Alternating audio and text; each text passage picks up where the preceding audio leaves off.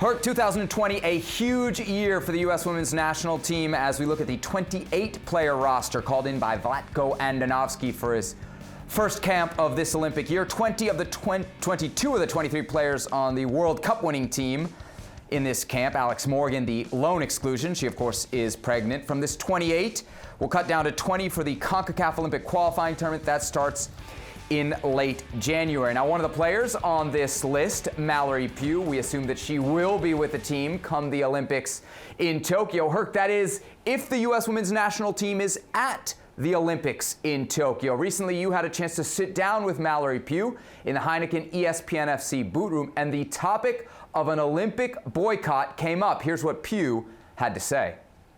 Honestly, we haven't really even spoken about that, and I think that's something probably the older players I'm assuming have talked about, but I don't think I could see it coming because, I mean, it's an Olympics. You work your whole life to play in Olympics, to be an Olympian, and that would be such a cool opportunity to do and to play for Team USA. So it would definitely be a very hard decision, but I don't know.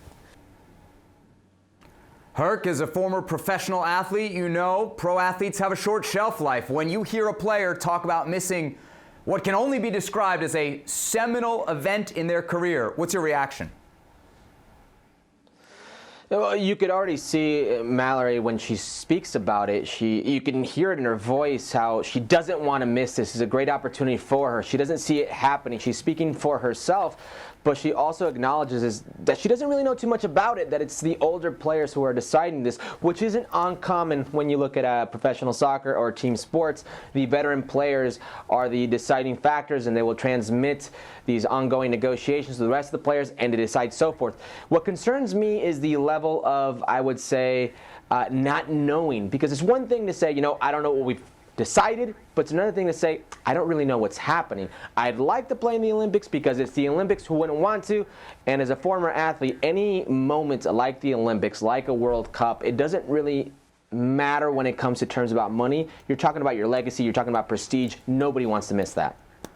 And why do we ask these questions? Well, there is some context. If you go back to 2016, the U.S. women's national team players, as they are now, were locked in a financial dispute with U.S. Soccer. And at the time, the U.S. women were also considering a boycott of the 2016 Olympics. That didn't happen. Eventually, the U.S. went and fell in the quarterfinals to Sweden. Herc, you also asked Mallory Pugh, should the U.S. end up in Tokyo, who their main rivals would be, and there was no hesitation in her answer. Here it is. I personally think it's going to be Japan, just because my experience, I feel like their team, they were kind of in a rebuilding phase these last few years, and I played against their U20 team, and by far it was the best Japan team I've ever played with at the youth side, and so now to have those girls on the national team, and it's going to be in their home country. I think it'd be obviously fun to play against Japan, but it'd be very hard because that U20, that U20 team was dirty. You mean dirty as in good? Dirty as in good. Yes, trust correct. me. Correct.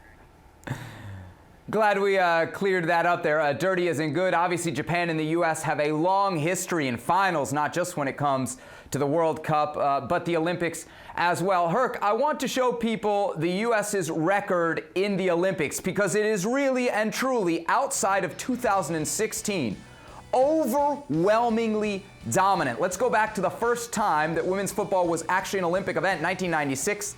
They won gold.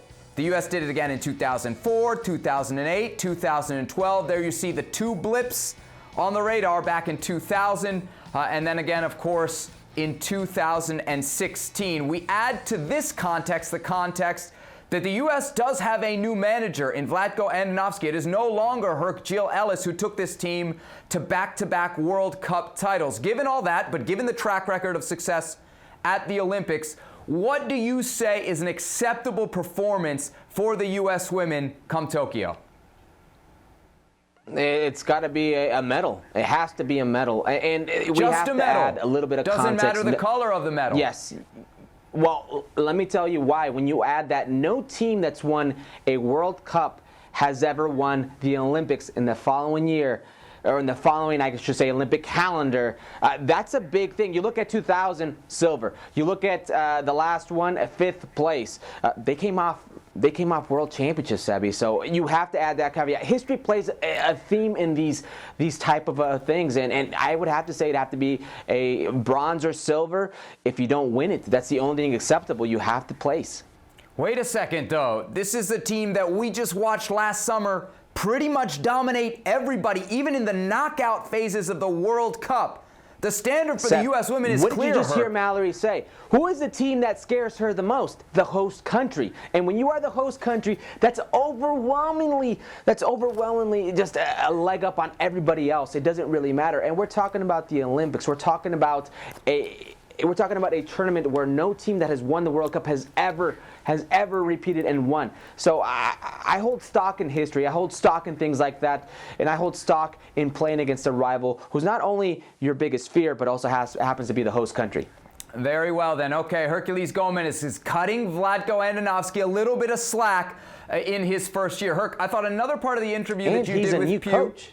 He is a new coach. He is a new coach. And you discussed the new coach with Mallory Pugh when you sat down for this interview. I'm going to have you translate the player talk, but let's listen to the player talk first. And I think Jill, with Jill, we were this like ruthless, attacking, defending, like this high press team. And it was fun to play because once we won the ball, we would automatically transition.